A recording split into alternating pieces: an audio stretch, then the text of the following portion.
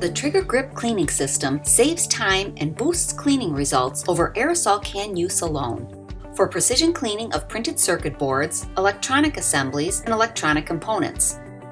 The TriggerGrip only works with MicroCare aerosol cans and is pressurized once you attach it.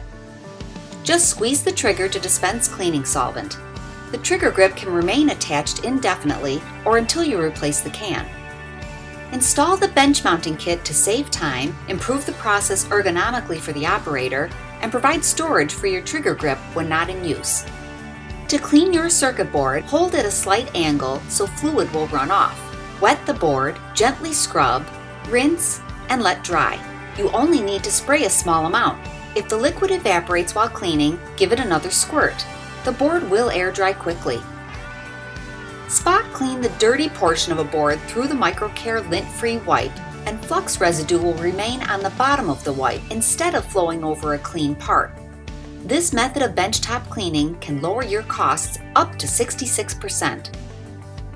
Don't let contaminants sit for any length of time. Clean immediately after soldering for easiest removal. The TriggerGrip is ESD safe, but always wear an ESD wrist strap for proper protection.